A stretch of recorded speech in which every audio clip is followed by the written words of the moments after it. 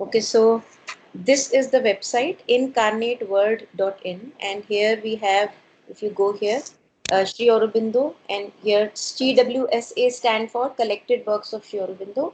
SABCL is again collection of works of Sri Aurobindo, and Arya, this journal where Sri Aurobindo started to write. So this is all here, and then we have collected works of the mother also here, collected works, agenda, all that. So how I go about it is, for example, you go here and you go to search, and in search, if you type anything, for example, it's pain and suffering, right? So pain or suffering, huh? And then you can say either the exact phrase or you can type any term, huh? So if you type the exact phrase, then it will exactly bring about that particular uh, you know uh, yeah, here. So it is only found one thing from the mother where pain and suffering are coming together. And from Sri Aurobindo, she had it has found many others. So this is how I found excerpts to be taken for the course. This is how I did the research. Yeah. Yes. So this crust of the whole problem, I'm sure I have written down somewhere. Yeah. So this is CWM, Collected Works of the Mother, Volume 9, and then question answers, whatever year. So this is how we go about searching it.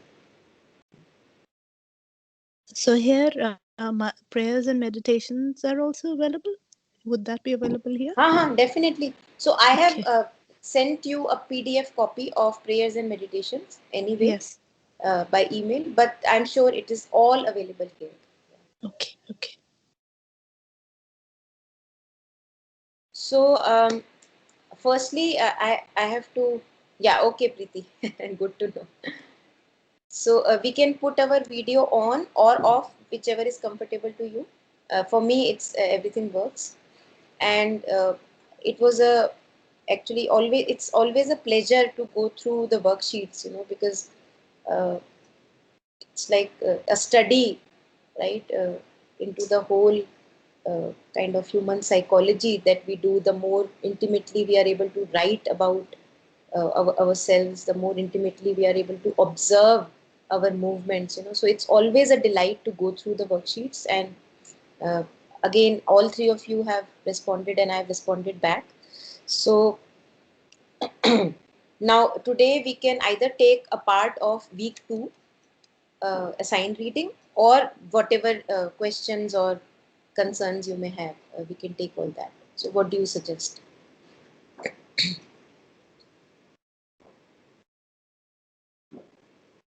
And if there are 3 different suggestions, we can also unify them and take all of them. Try to kind of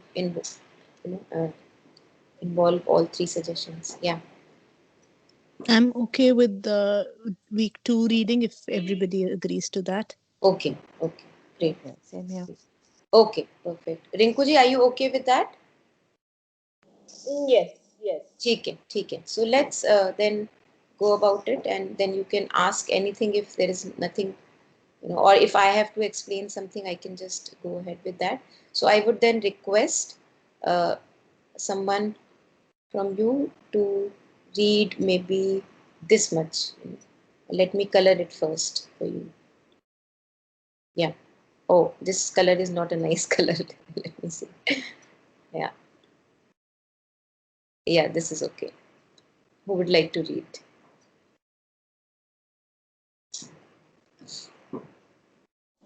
I'll start. Yes, please.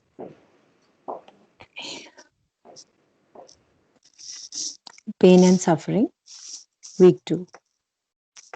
The crust of the whole problem. It is obvious that what especially characterizes man in his mental capacity of watching himself live. The animal lives spontaneously, automatically, and if it watches itself live, it must be to a very minute and insignificant degree. And that is why it is peaceful and does not worry.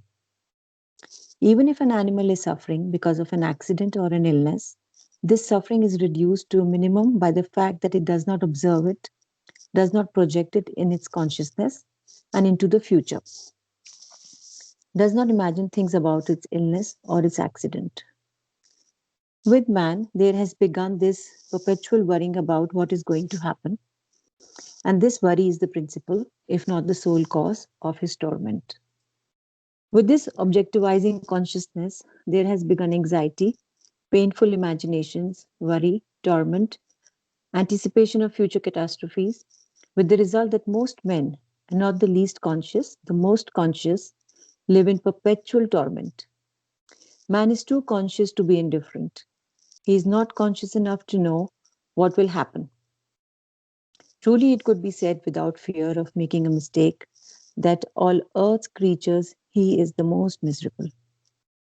The human being is used to being like that because it is an atavistic state which he has inherited from his ancestors, and it is truly a miserable condition.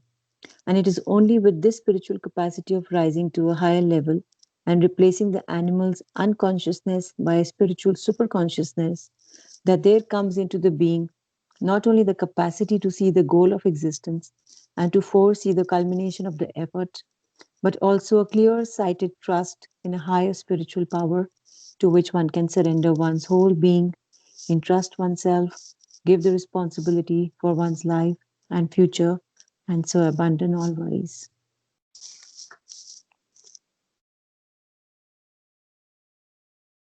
Yes. So, this is very clear. Most of it is, it's very obvious. It's the human condition in general.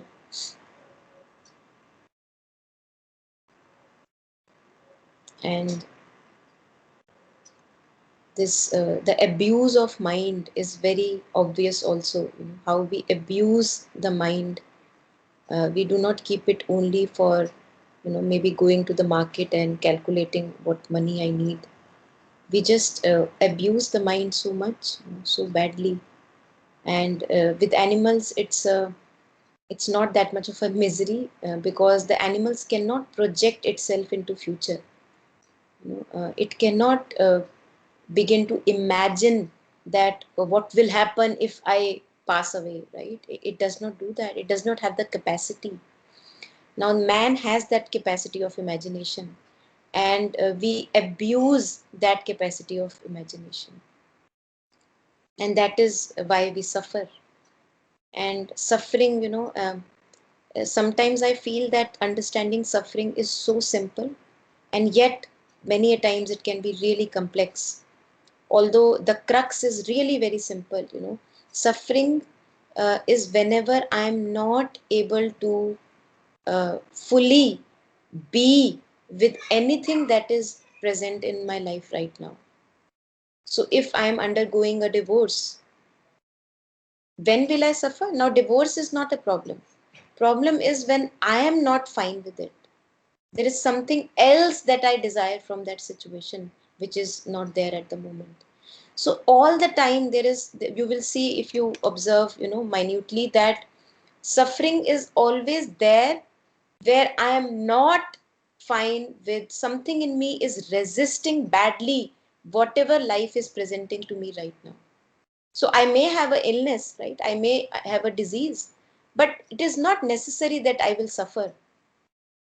I may have a disease, I may be going through that disease, yet some of us will suffer owing to the fact that they'll not want to be diseased and I want to just shoo it away and what will happen and all that. And there are others who just go through it like, yes, this is how it is, and let's see what we can do about it, right? So, yet we all suffer. That's something which is very common to each one of us. Someone may not suffer in a disease, yet he may suffer in a relationship, right? So, but if in general, if the attitude that we take is a kind of a surrendered attitude, right? Surrendered means, whatever life is presenting to me right now, I can go through that. That's okay. I don't want anything else. That's okay, I can go through that. So there, this suffering is kind of reduced to minimum, if one can say, maybe virtually, maybe not there. So And I'm sure the other lines, where man has begun this perpetual worrying about what is going to happen. Now imagine right now in our life, all of us who are here today, if there is not this load on my head, what will happen tomorrow? Would there still be a cause of suffering?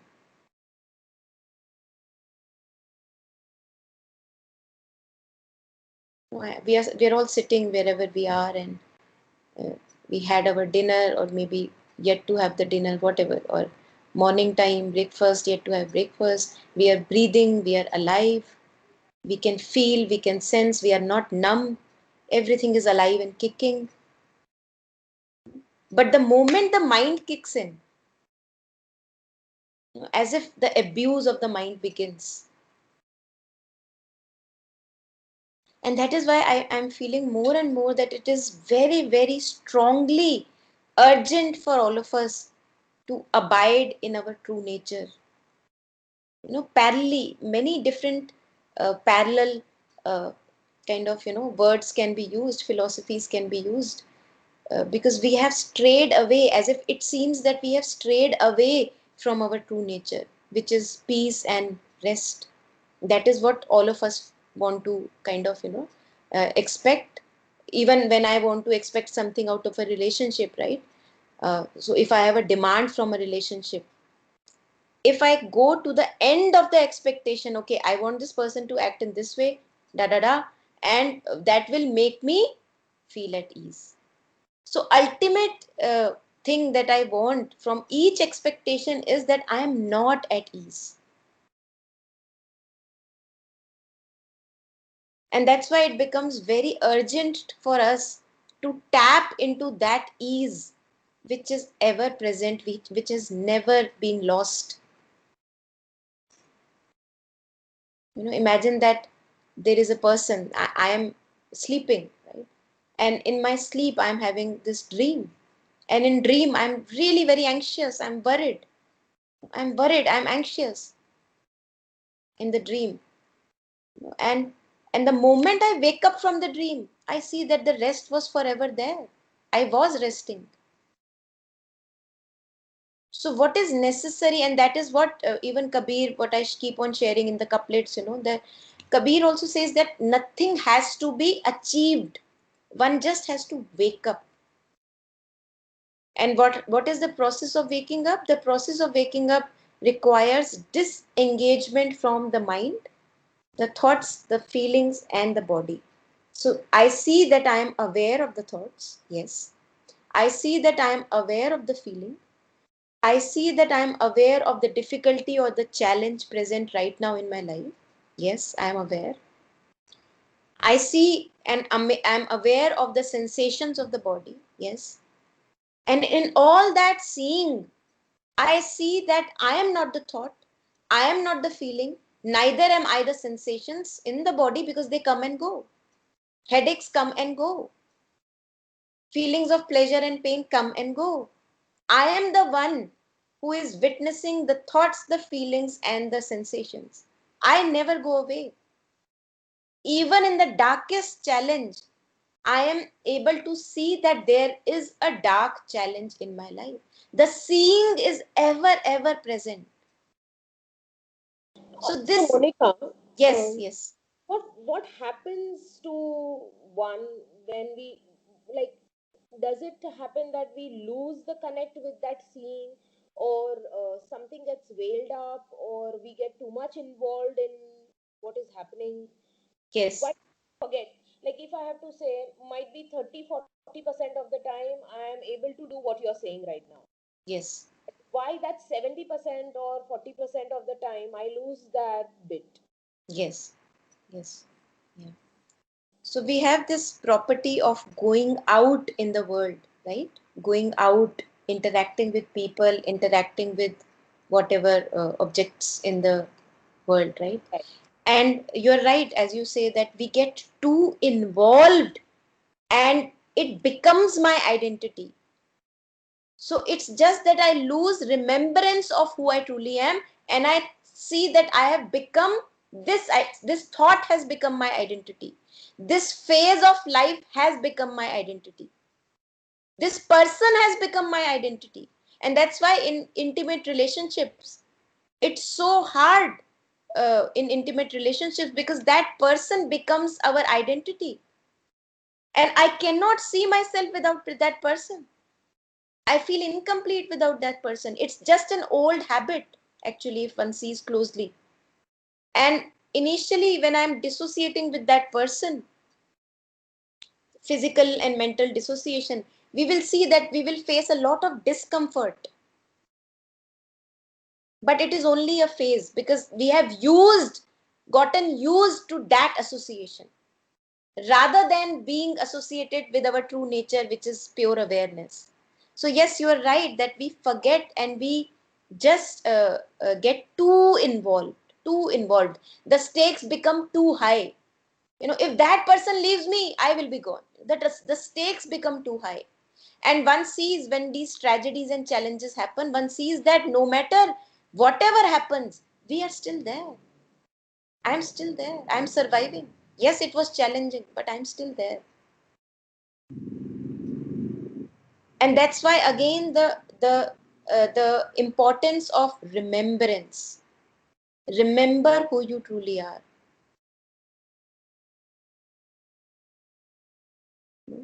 It's not what saints and mystics say. They don't talk about you have to achieve your true nature. You just say you have forgotten your true nature. Come back to it. Come back to it. It is still there. We have never lost it. We can never lose ourselves, right? We can never lose ourselves, because what is essential to us, we say our true essence, right? Whatever is essential to us, that can never ever be lost. So when I see that I become too Actually, involved, yes, Preeti. Yeah. actually हमें कभी किसी ने ऐसे बोला ही नहीं है, It's our upbringing, our conditioning. ये सब बातें और ये फील करना, महसूस करना, ये हमने किया ही नहीं है कभी. Yeah. Yeah. So I think it's all unlearning and learning again, and then it will Yeah. be all right. Yes, exactly. We have Yeah. never seen our parents surrendering or Yeah. having like total faith. Yeah. They say they are religious, they do puja part, they are nice human beings, but जब problem आती है, how do they tackle? That is what we've learned. So Yeah. we also tackle situations, I think. Yeah. And satsang now, that is why it matters now, what we listen to and how do we then, kind of process it Yeah. Yeah. and make the shift. Yes. Yeah. So it's, as you said, it's just a process of unlearning. So we are just too habituated to get involved in all the drama. As Rinkuji was saying, that what happens, we just, is it that we get too involved? Yes. It's like I am an actor and I am playing a villain's role in the movie. But when I come home, I do not change my clothes. I just keep on behaving like the villain. I just get too involved in the movie that I was playing the role in. So it's right, as you said, that we have to, we keep on engaging with the world. We do all that is required in the world, and yet whenever the moments are ripe, we fall back into this rest. We rest in this awareness. We rest in our true essence, and then we go back and act again, and then we come back to it again. And then this feeling of, that I have lost myself, this then in degrees, it kind of virtually disappears. Yeah. It's just an old habit and needs to just kind of flip it around. That's what I feel. Yeah.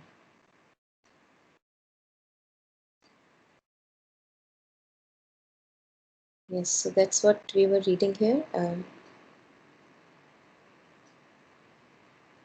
Yes, let's go ahead, if you don't mind. If you have anything, just let know in between. So who would like to read this bit?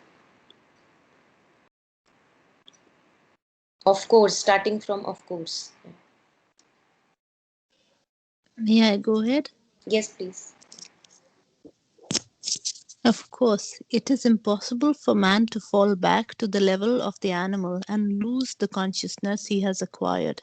Therefore, for him, there is only one means, one way to get out of this condition he is in, which I call a miserable one, and to emerge into a higher state where worry is replaced by a trusting surrender and the certitude of a luminous culmination. This way is to change the consciousness. Truly speaking, there is no condition more miserable than being responsible for an existence to which one does not have the key, that is, of which one does not have the threads that can guide and solve the problems. The animal sets itself no problems, it just lives.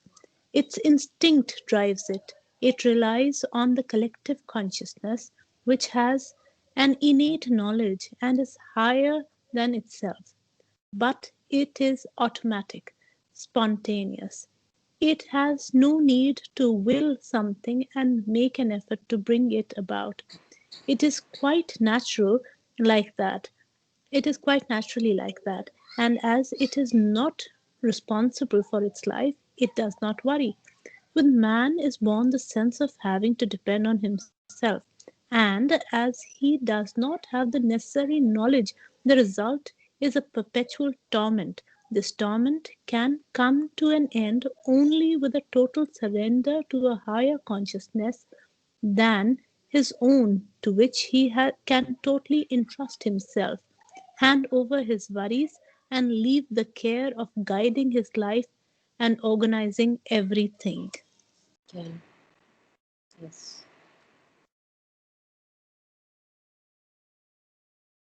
Now, this is the resolution that Mother presents, the resolution towards which uh, we have to, what Preeti was sharing, learn and unlearn. Because one cannot live in this misery, and misery is a signal. Suffering is not there without any reason. Suffering is a signal that something needs my attention. But yet we make suffering and stress a part of life. We think that uh, we all of us suffer, so why am I so special? I am also suffering, and I can continue to do so. But it's good that we cannot tolerate suffering. I think it's a quality of a sensitive mind which cannot tolerate suffering, because suffering is not our nature. Suffering is we are not here in this life to suffer. So it's very essential and almost urgent, more than food. It's urgent than food. We give food so much of importance. We give all the rest, accumulating money for years and years, so much of importance. But somehow again, the conditioning, maybe the conditioning or whatever is socially kind of prevalent, that all these things are given attention, and they also become kind of a mode of distraction, that from suffering. We are never able to face that, yes, I am suffering and I need to maybe look at it. So all these festivals, all these celebrations, and all the shopping and the traveling, that becomes a distraction actually. So it's good that the suffering reaches that peak that I cannot ignore it anymore. Again, it is a blessing in a disguise. And that's why chronic illnesses, whenever they appear, like to forefront, where you cannot ignore it. A little headache can be ignored, or disprin can be taken, a little fever can be ignored, a little wound can be ignored, but a major illness, life threatening illness, cannot be ignored. So it's a blessing in disguise, because there is a chance that now at least I will uh, have the chance to wake up to my true nature, and not keep on suffering or hiding away from the suffering. Kind of getting a chance to face it, meet it intimately. What is the message that it has there for me? So yeah, anything from this paragraph? Anyone? Yeah.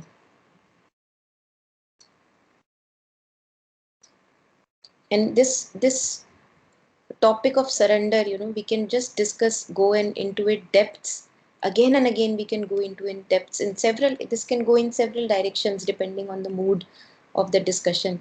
So here it says this torment can come to an end only with a total surrender. Now, what are you doing in a surrender? What are we doing in a surrender?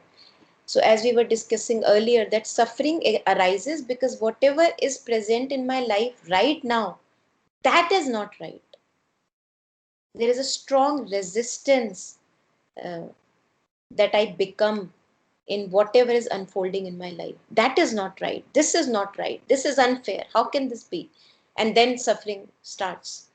So when we talk about surrender, surrender is that you begin to see and kind of, if I can use the word, allow or accept things for what they are.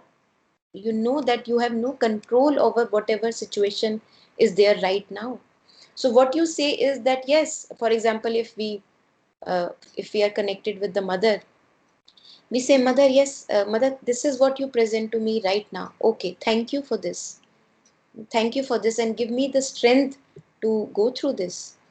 So this is surrender. You are actually, the first thing that you do in surrender is you accept the whole situation as it is right now in life, which earlier I was not able to do and I was suffering. So surrendering to a higher intelligence, that something more than me knows that this is okay. The situations may be really bad when the mind thinks about it. Maybe I lose a loved one. Maybe my marriage is breaking apart. My kids are just here and there. I don't know what to do in life. My career is on, in shatters. So, to the mind's point of view, it may look really, really bad. And yet, mind is only a glass, like a little window through which I see. It's not the complete reality. So, I agree there. I agree that yes, I can see only a limited picture, and there must be something more which I cannot see right now. So let me just see for the situation fully, whatever it is right now. Okay, how can I maintain my peace and equanimity, and work in the right direction, whatever right action is needed, whatever situation is presented by a life to me in right now. So again, this is a part of surrender. This is how surrender begins. It begins by allowing the things to be. So the resistance has to go away. And again, the moment I notice a resistance, I again offer it to the mother. And I tell the mother, mother, I don't know if what I'm thinking is right or not. And, there must be something more to it. So I keep my little point of view aside. My little point of view does not know the larger picture. So it's like we are becoming our own other. We are beginning to see our own point of views uh, very objectively. I'm not attaching too much significance to my own point of view because I know that I cannot see the whole picture. This is again, referring to surrender. Yeah. Monica, there is as a rasa in not giving up. In the resistance also, there's a pull, Yeah. and so how does one overcome that pull? Why would one want to overcome that pull if one is enjoying that actually? Yeah, but one does realize that it is going to spiral out of control. So you are saying that there is something in me which is enjoying the resistance. That's what you're saying? Yes, Yeah. enjoying yeah, attaching too much importance to the resistance and saying that this is me, this is my point of view, Yeah. and then there's something else which is witnessing that this struggle with the Hmm. resistance. Hmm. Hmm. But that something is very little in proportion, and the resistance is more in proportion. um, uh, at times, yes, Hmm. but Hmm. I believe it becomes Because of habit, it is it is convenient to give in to the resistance. It is um, it is a fight to, not to give in to the. For example, if I don't, a negative thought, a thought which I don't think is good for me, it comes to me. Yeah. And I say, I'm not going to entertain it. But I know that something in me would like to weave a story around it, would enjoy that story. Yes. Yes, I'm with you. Yeah. So, and at times you give in, you Yeah. weave a story, and it's a Yeah. huge drama in your own mind. Yes. Yeah. So I would say, okay, let me begin with, as long as you are enjoying the story, enjoy. It means you still have more capacity to suffer, because this is suffering. This is actually misery. It has a rasa, but it's actually misery. It's like dukh ras, we say in Hindi, dukh ras. So I would say, as long as this thing called me is able to enjoy it, I can go ahead and enjoy it. But when I see that it becomes too bothersome, I cannot enjoy it anymore. My life has just become a big trouble owing to this misery. What I do is, I see, where is this resistance coming from? Who in me is this full of misery and is enjoying misery? And you were talking as if resistance is something else and I is something else. I am saying, I'm putting a contention in front of you that as long as this story called me exists, suffering will be there. Yeah. Yes, Preeti, that mental construct called ego, it survives on misery. My story, my history, my past, my future, this mental construct that we make, the mind makes, this is the biggest block. This actually is the resistance. There is no other resistance than being myself, in the sense of being the image of myself. So there are no two things that I am here and there is resistance that I see. You know, the mental construct called I, me and my story, that mental construct itself is the resistance. So when I'm ready for this exploration, I can go close to it and I can see that yes, this is all a story that I have weaved in my head, and there is no truth to a story. It's like, the term that I use is that, almost like a mirage. It feels real, there is no reality to it, and I keep on feeding it throughout my life. I feed this story of me throughout my life. So I started to say that as long as something in me enjoys the misery and the story going in loop again and again, the rasa of the thoughts of burdensome thoughts which are not appearing a burden right now, as long as that is not happening, you go ahead and enjoy the dukhras. But when it will become intolerable, when something in me will not be buying this idea of suffering, then the change can begin. So there has to be a certain little bit of willingness that yes, I don't want to do this to myself anymore. That has to be there.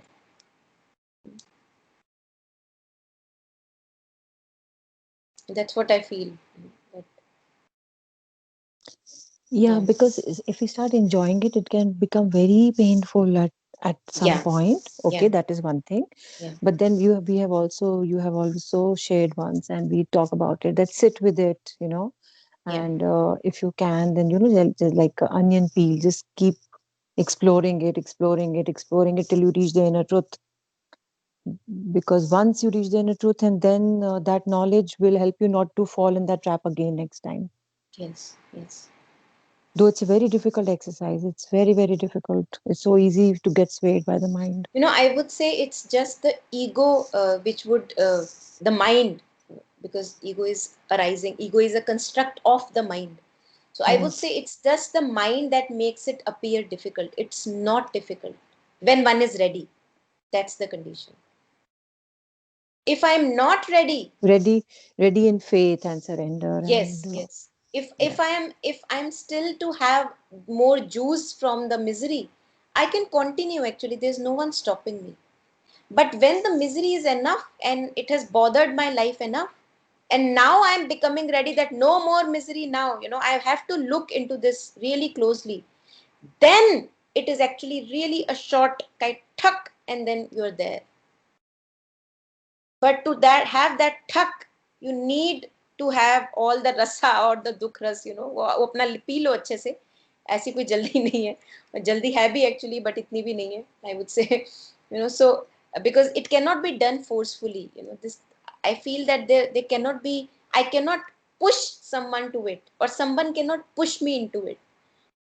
It has to live its life, whatever life it has. For some it may be short, some for some it may be long. But again, there can be a catch here, that ego may perpetuate it, saying that अभी तो मेरी suffering की बहुत उम्र बाकी है. So again, that can be used as a manipulation. So yes, it's a tricky domain, but whenever something in me feels ready, that yes, I'm ready to now work with it and face it, and kind of uproot the cause of misery from my life, which is seems very simple. It is just me and my story. The moment me and my story is not there in my head, the misery is not there anymore. When we are sleeping, for a few hours, me and my story does not exist. So I'm able to rest. The moment I wake up, slowly all the thoughts of past and future kind of, begin to creep in. I allow them to creep in again and again. And the story kind of, from ashes, it revives itself, and I'm back in that same muck again of me and my story. So without me and my story, the suffering cannot have a stand. It cannot exist. So I am the one who is fueling my own suffering, although it is very hard to believe. But yes, I am the one who is fueling it by propagating me and my story. And that's why surrender, because there we rest our story in the feet of the divine, that yes, something more knows more than me. So there must be more to my story than my own agenda or manipulations. So I rest it, enough of suffering. So that enough is, I would say, that then a shift can happen very soon. It's like a click, and you are kind of stationed in your essence back again. Yeah.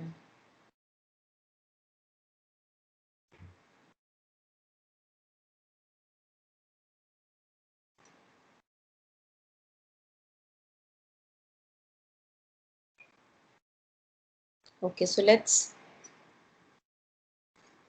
read further. How can a problem be solved? Yeah, this paragraph. Who would like to read?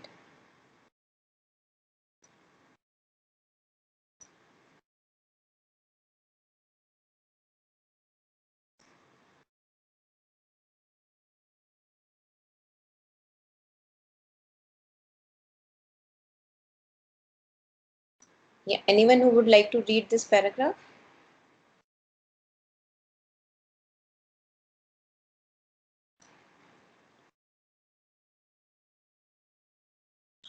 May I? Yes. All right. How can a problem be solved when one does not have the necessary knowledge? And The unfortunate thing is that man believes that he has to resolve all the problems of his life, and he does not have the knowledge needed to do it. That is the source, the origin of all his troubles. That perpetual question, what should I do? Which is followed by another one, still more acute, what is going to happen? And at the same time, more or less the inability to answer. That is why all spiritual disciplines begin with the necessity of surrendering all responsibility and relying on a higher principle. Otherwise, peace is impossible. And yet, consciousness has been given to man so that he can progress, can discover what he does not know, develop into what he has not yet become. And so, it may be said that there is a higher state than that of an immobile and static peace. It is a total trust. It is a trust total enough for one to keep the will to progress, to preserve the effort of progress, while ridding it of all anxiety, all care of result and consequence. This is one step ahead of the methods which may be called quietist, which are founded on the rejection of all activity and a plunging into an immobility and inner silence, which forsake all life because it has been suddenly felt that without peace one cannot have any inner realization, and quite naturally one thought that one couldn't have peace so long as one was living in outer conditions, in the state of anxiety in which problems are set and cannot be solved, for one does not have the knowledge to do so. Yeah, could you just maybe complete it? One second. The next step is to face the problem, but with the calm and certitude of an absolute trust in the Supreme Power, which knows and can make you act. And then, instead of abandoning action, one can act in a higher peace that is strong and dynamic. This is what could be called a new aspect of the divine intervention in life, a new form of intervention of the divine forces in existence, a new aspect of spiritual realization. Yes, beautiful. Yes. So, often when we talk about resting in uh, the self, that we are resting in pure awareness, that yes, I am the awareness in which everything happens. One often mistakes itself to be a passive state.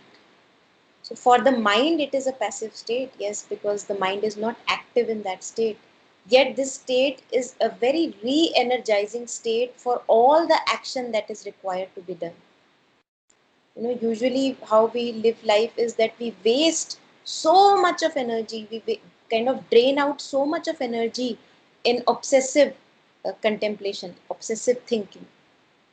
And what I'm doing here, mother shares here that it may be said that there is a higher state than that of a immobile and static peace.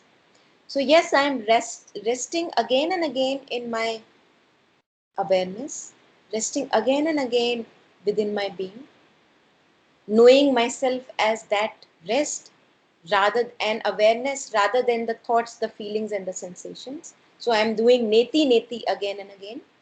Yet at the same time, that awareness, owing to the fact that it is divine in nature, it is telling me intuitively about the actions to be done in life.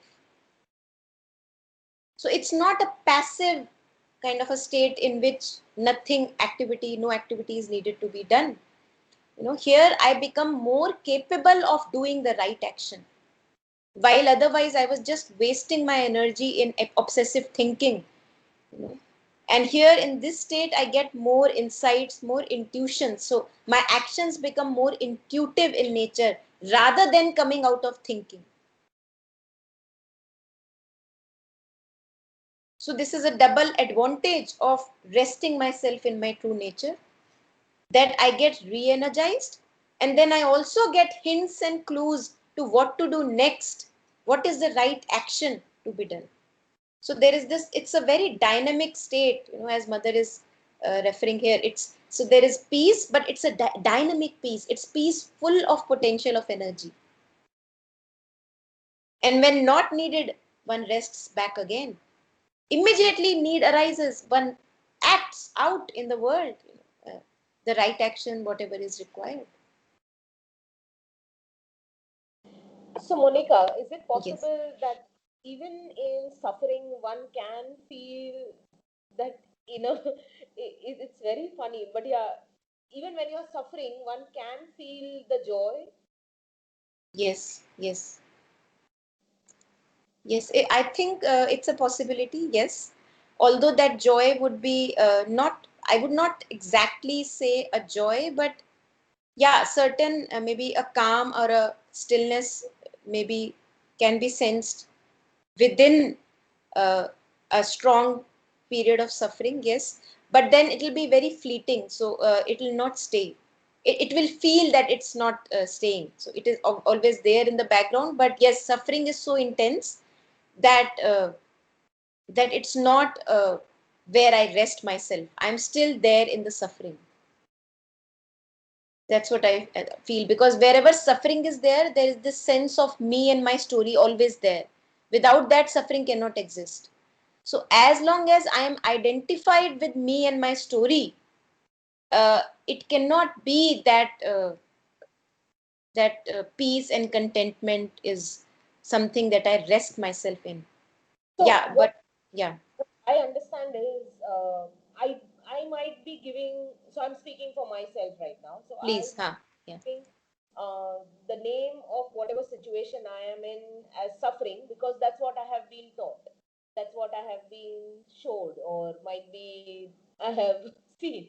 But frankly speaking, it doesn't seem to me as suffering.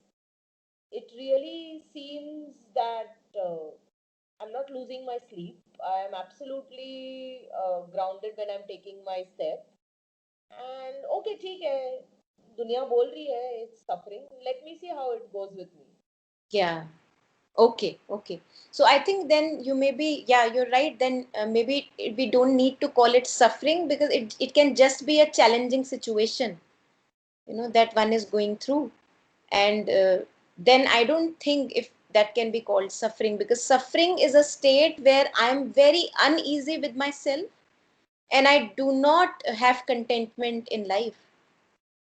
I'm struggling with finding peace and contentment. So that is what I would call suffering, because what you are saying appears to me more like a challenging situation in which you have a sense of tapping into your inner stillness, or the inner being. So I'm wondering if that can be called suffering. Okay, yeah, I got the Yeah, gist. Yeah. yeah,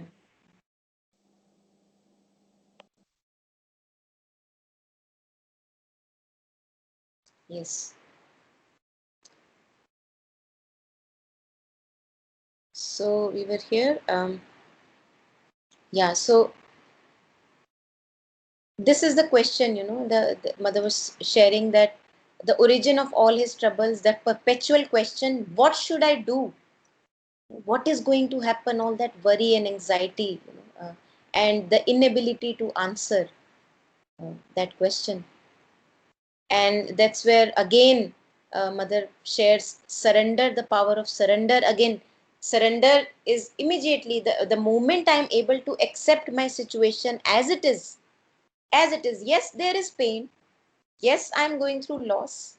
Yes, there is a feeling of being lost. But I am saying yes and yes to each and everything that is challenging in me right now, in my life right now. So there is a certain sense of allowing of those things. So I'm able to see myself distinctly from those situations. And that's where I can allow them to be. Otherwise, if those situations are really a big thing for me, there will always be a resistance that, oh my God, why is this there, why is this there, why is it not going away, so that resistance kind of perpetuates the suffering, right? So when I am able to surrender, yes, this is the situation, and face it, as mother say shares here, right, the next step is to face the problem. So yes, this is first is the acknowledgement of the issue, and then is to face it, but with calm and certitude of an absolute trust in the supreme power. Now, this calm and certitude cannot come if, in the very first place, I have not surrendered, in the sense accepted that yes, this is the challenge I am facing right now. This calm cannot come. So, if we see that in the very first step, the resistance is kind of melting away. The resistance that why is this situation like that? Why is my life doing this to me? So that resistance is not there, owing to the fact that either surrender is there or some kind of a faith in the higher working is there. And then it can be met, the situation can be met. Yeah. And then one can act in a higher peace that is strong and dynamic. Now, this is the power. This is a deeper power that we connect with when going through challenging situations. That yes, I know situation is hard, I don't know what is happening, there is a lot of confusion, and yet there is some deep certitude that one is able to tap into, which kind of intuitively tells the person how to act, what action to take. Yeah, and this is really beautiful. Yes, I think we have covered all that.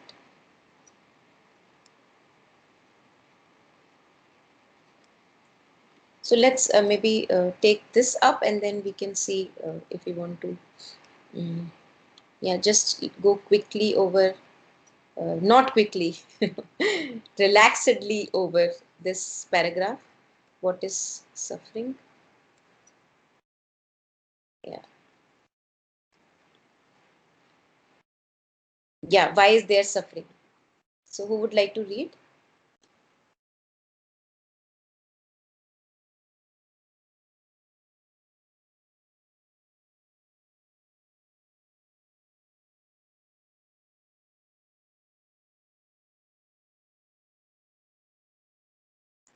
Preeti and Rinkuji, you haven't read. If you have uh, the capacity to read out. Okay, I read thoda sa pehle, but Acha, now I can't see the screen. So acha. can you just tell me the paragraph? I have it open Why, somewhere else. why, why is there How suffering? to cure? Why is there suffering? Yeah, उससे पहले वाला. Oh yeah, sorry. Yeah. So the first three paragraphs. Yeah. Okay. Why is there suffering? For a long time, quite recently, that is to say, for days together, there was a very acute, very intense, very clear perception that the action of the force translated itself externally by what we call suffering, because that is the only kind of vibration that can pull matter out of its inertia. The supreme peace, the supreme calm, was deformed and disfigured into inertia and into tamas.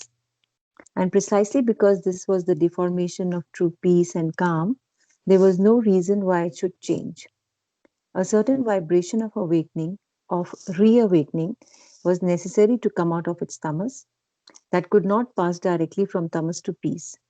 Something was needed to shake the tamas, and that is translated externally by suffering.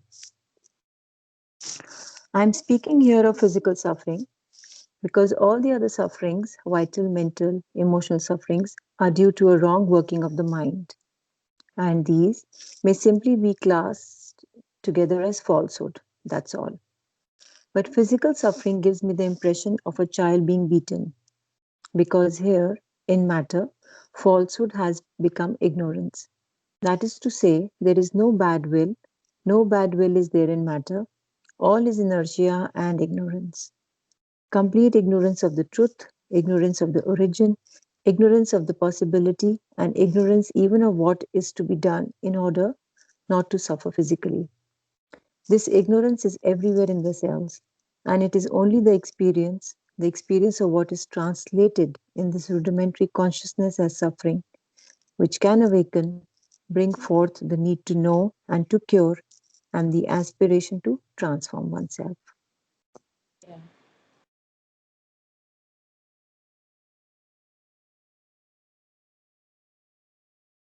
So this is something which is also being talked in Savitri, that to awaken, as if to awaken the divine from the matter, from the inertia of the matter, because the body is formed of matter, the body that we have, and the matter at the moment is full of obscurity, full of resistance, full of inertia and tamas, and to awaken its divine essence, as if someone has to poke in it again and again. So we also have this tendency to settle down. We find a new philosophy, new theory, spiritual theory or philosophy, or some new job.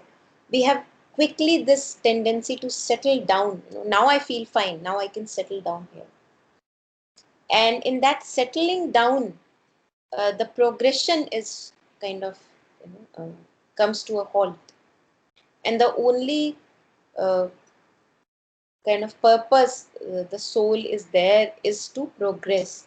So suffering comes as a poke, nothing but a poke, कि मतलब हिल जाओ, ए हिलो, just like if someone has to wake you up from a deep sleep, he'll have to do something really hard to wake you up. So that's how suffering comes to us, and again it's a blessing in disguise, because else if not, for example, that there is a fire, and my hand goes in the fire, and if the pain is not felt in the body, how would I know that I have to take out my hand from the fire? So pain is also there for a reason. If the matter does not feel that pain when it is burned, how would I get to know that I have to bloody kind of take my hand out of fire? I'll be just completely burned. And just like that, suffering appears so that I know that I have stationed myself where I need not be, owing to the faculty of this inertia which is still there. As we are evolving, maybe it goes off more and more in degrees, but the whole humanity, I'm saying that the whole humanity, the whole matter, as it evolves, maybe there is no need for inertia, and it goes down in degrees, but for now inertia is there. So the suffering exists, and it tells me that, hey, you got settled again. Come on, move on, move on, move on. And just like that, the pain exists for the body, suffering exists for us, so that it can tell me that I am stationed at a wrong place. I need not be there. I need not identify myself with the thoughts, the feelings, and my story and the sensations. I can rest in my true essence and work from there, because there I do not suffer. When I keep on resting in my true essence, when I keep on reminding myself of who I truly am, suffering ceases to be. So again, then, and whenever suffering comes, I can see, okay, I must be attaching again to some idea, some conception, some theory of past or future, or some story of me and my life and my family. It definitely has to be there. So it becomes kind of a checkpoint, if one can use it like that. And immediately, just signals are there on the road, red light, green light, use it as a signal. So one can use suffering as a signal, and that's it. Just like I use pain as a signal that, okay, my hand is going to burn, so I have to pull it out of the fire. Yeah. Yes. And as mother shares here, we were talking of the abuse of the mind. Mother shares that all other sufferings, vital, mental, and emotional sufferings, they are due to a wrong working of the mind. So I'm abusing my mind in stories and thinking in the vicious loop of the past and the future and what people did to me and all that. It's an abuse of the mind. And when I feel ready, I can actually stop the abuse. Yeah. So, Monica, correct me if I'm wrong, but Yeah, so challenges and suffering, they're two separate entities, definitely. right? Yeah. So, a challenge may be there, but when we suffer because we identify with something which we shouldn't be identifying with. Definitely, Right, definitely. right. Yes, yes. So whenever, so a challenge is forever there. Challenges are forever there in our life, right? But suffering comes and goes. And one checkpoint which I am able to see very uh, closely is tied with suffering is me and my story. This false mental construct called ego that I make in my head. So suffering will always be there along with a challenge or no challenge if that mental construct of this personality is there. If that mental construct is absent, the mind is put to proper use, it's not abused. I'm not, uh, for example, when we get time in the day, during the day, many times what we find ourselves doing is we are thinking, we are thinking about what happened in the past, what that person did to me, and what that person said to me, how dare he insult me, and all that. So this is an abuse of the mind. Without this abuse, suffering cannot be. The challenge may still be there, and one can go through challenge easily. It becomes a way to progress. Actually, one gets to know something about ourselves, through a challenge. Wow, I could do that. I didn't know that, like that. So it becomes a revelation. Challenge becomes a revelation then. Yeah. Yes. Yeah, because we also see that, like, suppose two people have got the same disease and one reacts differently. One suffers, the other one takes it Bilkul. better. So I'm just writing down as you were saying. So basically, we will not have this, the me and the misery is not there when we are sleeping, when we have a higher purpose, and when we have a strong faith and surrender. Yeah. Yeah. Quite possibly. Yes. Yes. Yes. Feels right. Yeah. And when we are in a giving mode, also, I think, Uh, giving back. giving mode But is also a the very tricky place to be. Yeah. giving in the sense like you could be involved in something which is like higher purpose. So it could be the same thing. So one thing for sure, Preeti, I would like to say, reiterate maybe, suffering cannot exist if I do not have a story about me. That's for sure. I can actually sign on it if my sign counts. So because you're asking me, so that's what I'm saying. Mm. Suffering cannot exist in the absence of the story. Challenge will still be there. Disease may still be there. Illness may still be there. But suffering will not be there. Yeah, Yeah, I get it. yeah.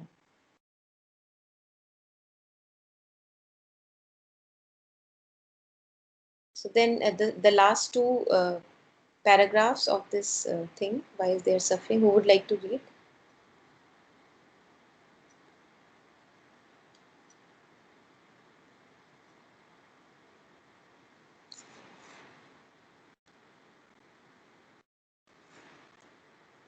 I'll go ahead.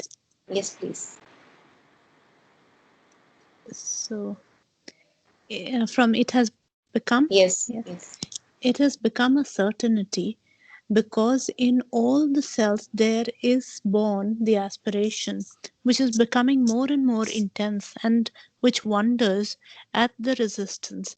But they have observed that whenever something goes wrong in the working, that is to say, instead of being supple, spontaneous, natural, the working becomes a painful effort, a struggle against something which takes the appearance of a bad will, but is only a reticence that does not understand. At that moment, the intensity of the aspiration of the call is tenfold, becomes constant. The difficulty difficulty is to remain at the state of intensity, at that state of intensity. Generally, everything falls back. I cannot say into a somnolence, but a kind of relaxation. You take things easy, and it is only when the inner disorder becomes painful that the intensity grows and remains permanent.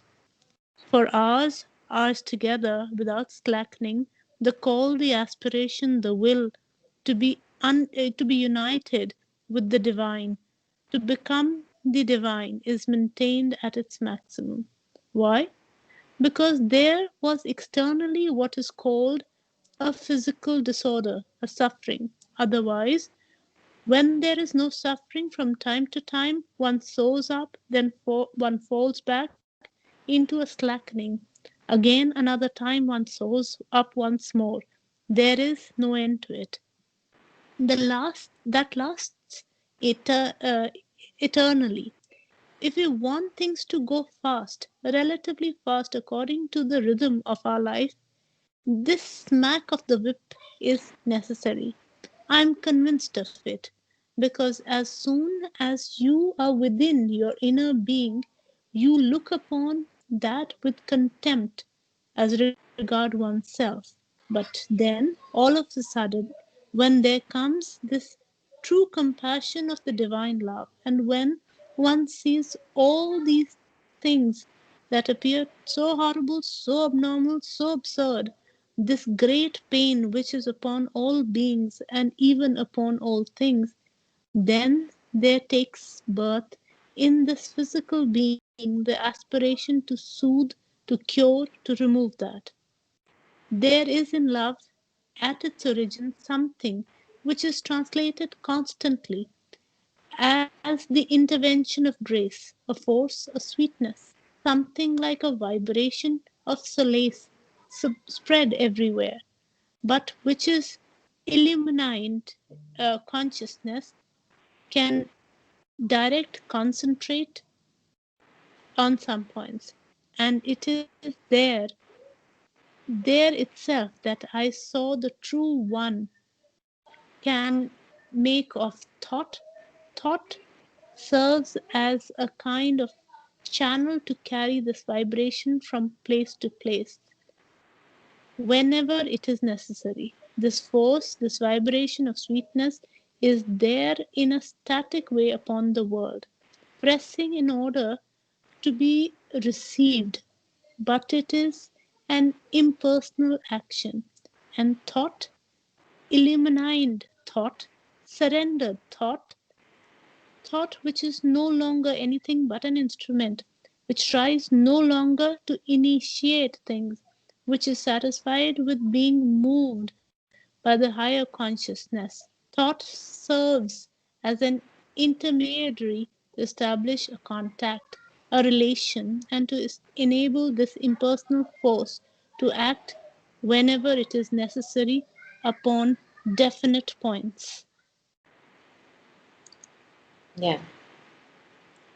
So, this the last paragraph kind of gives me a picture of, imagine that uh, there is this father or mother who who gives money to a little child to buy something maybe from the market, and on the way this little child forgets what was the original purpose that he had the money, and he just does whatever he wants to do with the money and feels lost almost.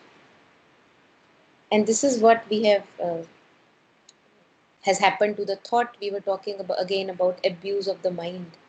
So this last paragraph so beautifully shares that thought can just serve as a clean channel to kind of uh, propagate grace here to there, the action of the grace from here to there. While what we have done is we have, as if I have captured that money which was given to me, and I have made my own palace of illusions, or the whole story of me and my family and my life and my children and all that.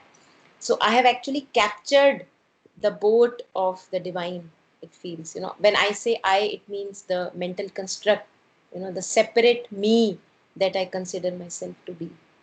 And the moment I'm able to kind of give it back, that uh, or maybe just find that it is not there, it is just a mental construct, and it does not even exist.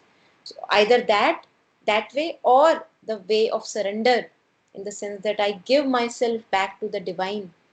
The moment that happens in its fullness, and it may take time, then thought will no longer be abused. Then I'll not be using thought for my own manipulative agencies or my own rasas, for example. Then thought can actually serve as an instrument to carry things from here to there, to transfer grace from here to there, whenever needed. Not that grace needs to be transferred. Grace is all there is. Grace is all there is. Yet we do not see it, because it is not something that can be seen by our sense perceptions. And uh, the moment my solidity, at the moment when ego is very strong, the ego is very concrete. And when I say ego, it's not the pride only, but also the victim.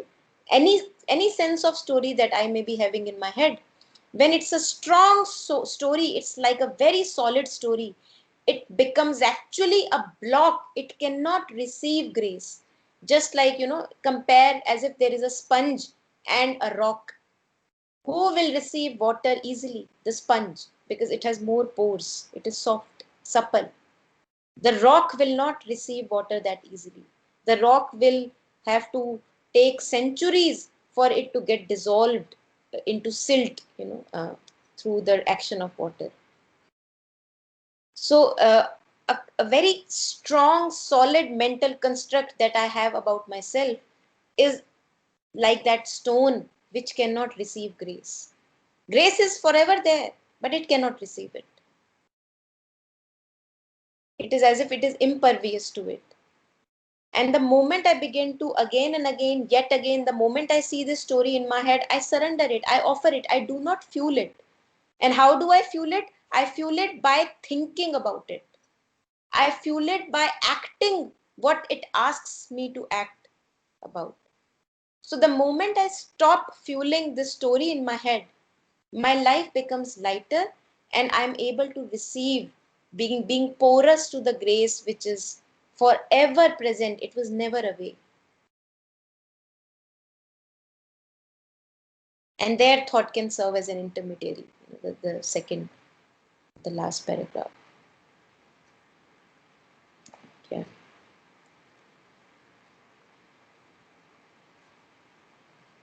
And this things about, this aspiration from the cells, and also when one is going through really intense pain and suffering, uh, maybe physical pain also, and along with that a lot of suffering, I have felt personally that uh, a true prayer does not rise in the being if not for that intensity. Because when I am able to see that, oh my god, this is so much of suffering, and what will other people go through when they are going through such a phase. There is so much of pain here, it like really hurts so badly. Only then I connect to the other. It's like, otherwise I was always living in my separate world. And then an intensity, kind of a prayer, rises from the being, that, just like, in mother's prayers and meditations, that whenever mother goes through this challenge, mother ends the prayer with this supplication, like, it's like an intensity rising up from the depths of the being, that may this love, may this divine love which is able to soothe me, may it also soothe other people who are going through such challenges. So that is the beauty of kind of achieving the heights of aspiration, if I can use that word, in the depths of suffering. Even when we are feeling really helpless, I cannot move, and maybe there is something wrong with the physical body, and there again I feel that The helplessness is at its max. I see that I cannot, things are not in my control. The doership is just down in the drain.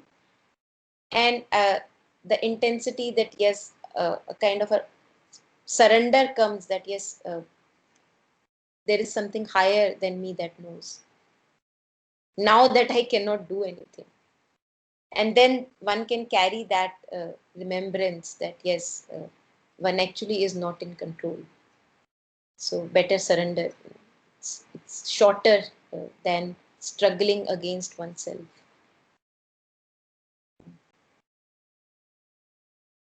Yeah, so I was talking about this aspiration from the cells. Even the cells of the body, uh, the light of the aspiration, the light of, if one can say, the light of love, the light of pure awareness, the light of knowing and resting in faith, can also be instilled into the cells of the body.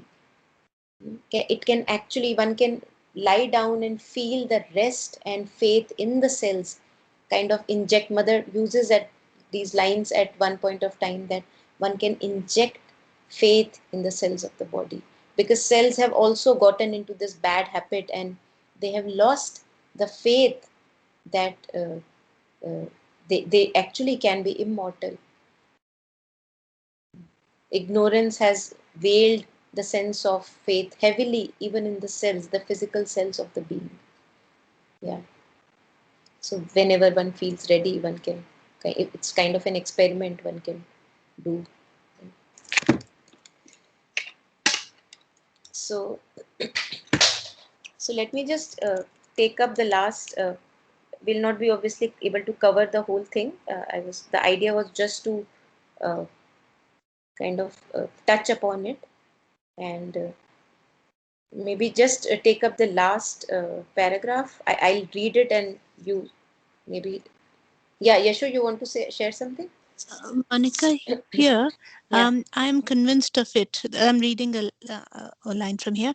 Because as soon as you are within your inner being, Hmm. you look upon that with contempt as regard oneself. That means that whatever, when we view the source of suffering as contempt, as contentious, if you can, Yeah, let me see. yeah.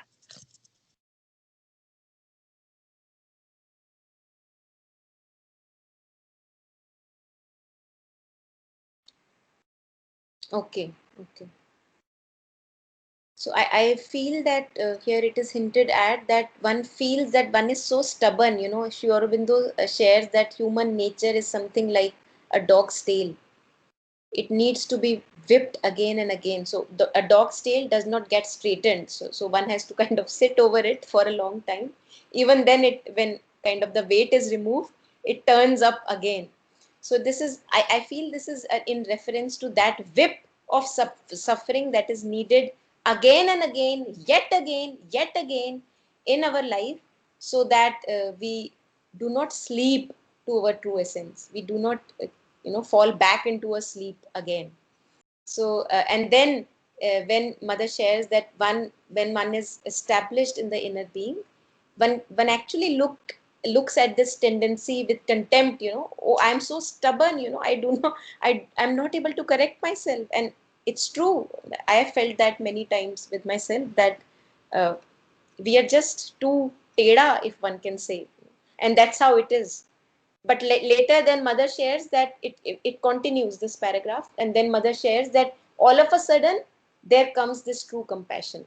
So the contempt comes, but then it does not stay, because the compassion of the divine love cannot, it dissolves the contempt. Yeah. Yeah. That's what I feel is hinted at here.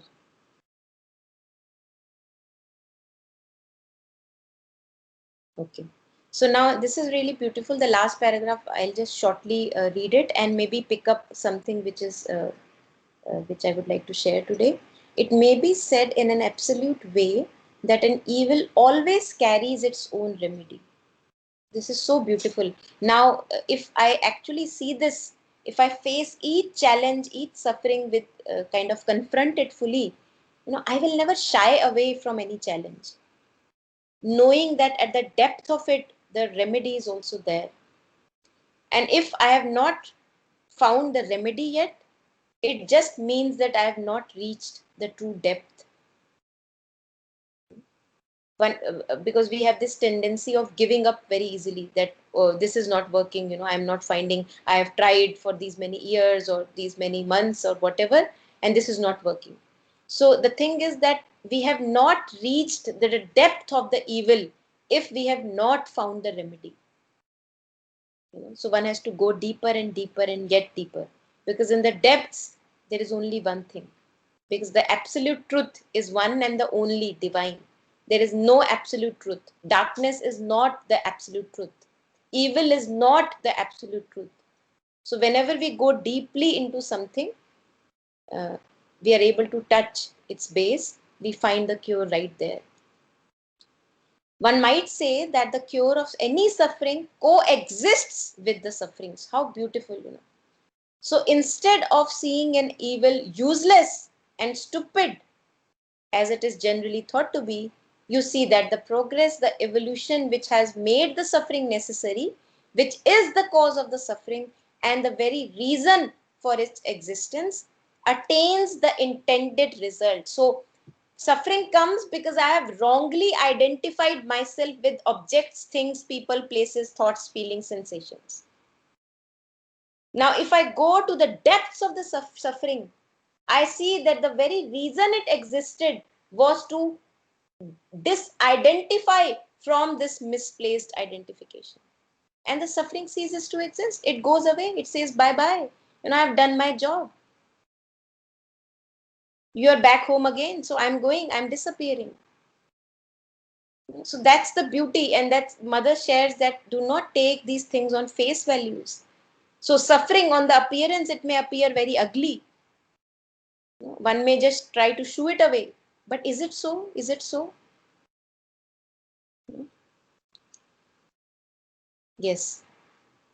And at the same time, the suffering is cured for those who are able to open themselves and receive. This is the catch, being porous to the grace. The three things: suffering as a means of progress, progress, and the cure of suffering are coexistent and simultaneous. They do not follow each other, they are there at the same time. So Preeti, you were asking, I think something we touched upon, that in time it appears difficult and all that. Mother shares that it is all at once, all at once. The means of progress and the cure of suffering, and it just dissipates the moment it has given what it wanted us to give. And if at the moment when the transforming action creates a suffering, there, yes, there is in that which suffers the necessary aspiration and opening. So Mother is talking about the mental construct, the ego or the personality. If in the personality there is something which is a willingness to kind of like saying to oneself, it's enough, I've had enough, no, not anymore. And then an aspiration, an opening, the remedy also is taken in at the same time. The effect is total, complete transformation, and with the action necessary to obtain it. And at the same time, the cure of the false sensation produced by the resistance. Iska bhi cure ho jata hai, that the resistance that appears again and again, that is also cured uh, parallelly. And the suffering is replaced by something which is not known upon this earth, but which is akin to joy, a well-being, a sense of ease, a sense of rest, a sense of rest. That yes, I am home. I was forever home. I was forever home. I never lost anything. Wow, one kind of basks in that a sense of peace and rests. It is a super sensation, Mother shares. In a perfect peace, and which is obviously the only thing that can be eternal.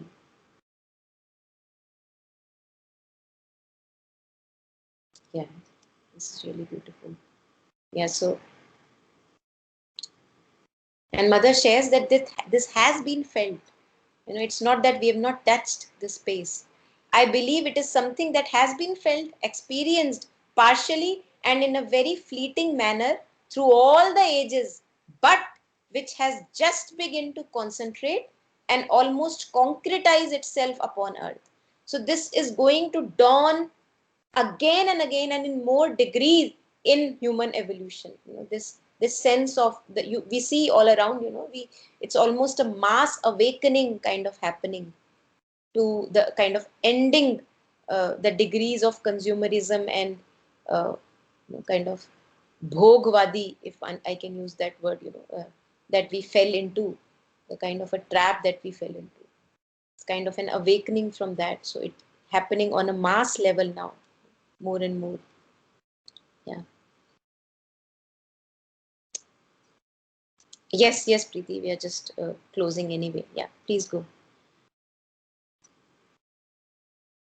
Yeah, yeah. I think that's it. And then I've taken a few thoughts and glimpses and a couple of more paragraphs just to elaborate upon uh, pain and suffering. So you can go through that on your own, and we can discuss if there is anything, any question. You can either email, audio record a message, WhatsApp me, or put it on the group. Whatever works, and then we'll yeah, I'll wait for the week 2 submissions now.